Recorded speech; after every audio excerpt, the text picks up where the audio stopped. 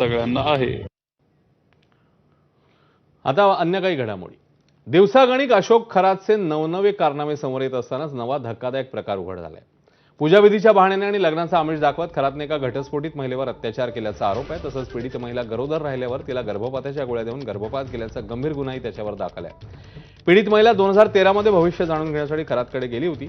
त्यानंतर संपर्क वाढवत त्याने तिचा गैरफायदा घेतल्याचं समोर येत आहे। दरम्यान खरातने गर्भपातासाठी औषधं कुठून आणली आणि इतर महिलांना कोणाकडे पाठवलं जात होतं याचा सखोल तपास पोलिसांकडून केला जातोय। त्यामुळे आता त्याच्या संपर्कातले डॉक्टर्स देखील तपासाच्या रडारवर आले।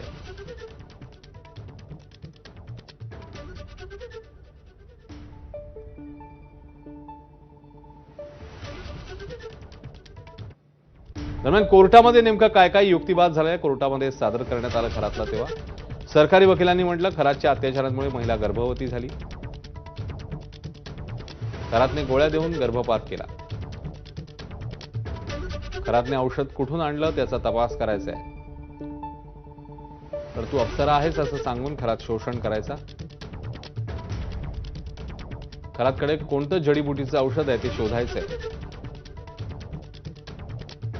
आधार पॅन का मागायचा ते तपासायचंय। 7 दिवसांची पोलीस कोठडी पाहिजे असं सरकारी वकिलांनी म्हटलं। त्यांनी तशी मागणी केली। तर खरातचे वकील म्हणाले आधी 14 दिवसांची पोलीस कोठडी दिली होती, आता 7 दिवसांची गरज नाहीये। खरातने गंभीर गुन्हे केले आहेत, तपासाकरता 7 दिवसांच्या कोठडीची गरज आहे असं सरकारी वकील म्हणाले। तर न्यायाधीशांनी मग विचारलं तुम्हाला काही सांगायचंय का? खरातला उद्देशून विचारल्यावर खरातने हात जोडूनच नाही असं म्हटलं। मग न्यायाधीशांनी 7 दिवसांची पोलीस कोठडी सुनावली।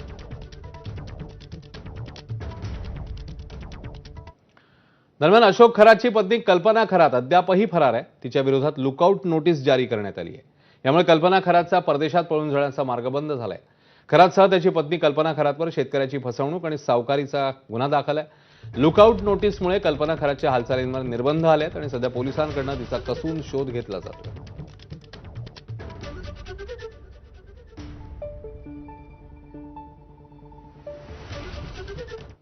नाशिकमधला भोंदूबाबा खरातला 8 एप्रिलपर्यंत पोलीस कोठडी सुनावण्यात आली।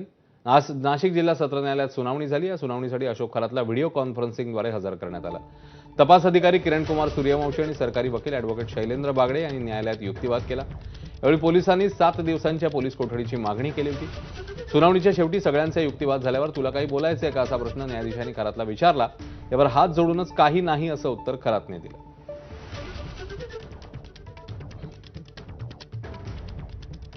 तर खरात प्रकरणावर महायुतीच्या नेत्यांचं काय म्हणणं आहे, त्यांनी काय प्रतिक्रिया दिली आहे बघूया। पोलीस योग्य पद्धतीने तपास करत आहे आणि सर्व बाजूनी तपास करत आहे। पोलिसांकडे ज्या ज्या माहिती येत आहे त्याच्या आधारावर पोलीस काम करत आहे।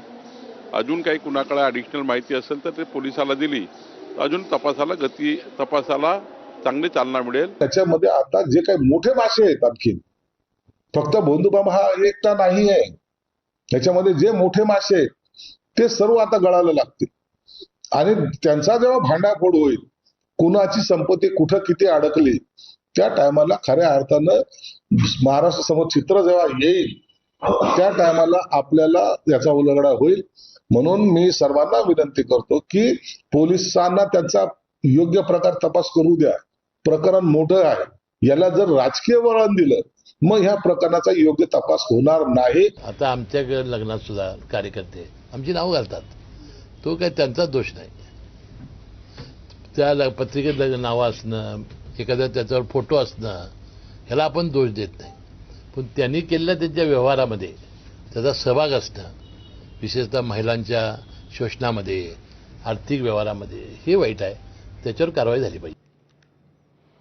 इकडे भोंदू खरातचा पाय आणखी खोलात जाण्याची शक्यता आहे। खरातने 130 बनावट खाती उघडून कोट्यवधींचा व्यवहार केल्याचं समोर येत आहे। 2021-22 मध्ये अनेकांच्या नावे खरातने पतसंस्थांमध्ये खाती उघडली। प्रत्येक खात्याला खरात हाच नॉमिनी होता।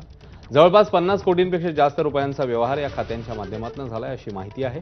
विशेष म्हणजे या बनावट खात्यात व्यावसायिक जासूद रुपाली चाकणकर यांच्या भगिनीसह पुतण्याचं देखील नाव आहे। यासोबतच वरिष्ठ अधिकाऱ्यांच्या नावानेही खाते उघडल्याची माहिती शिर्डीतल्या कस्टडीत असलेल्या आरोपींनी दिली आहे।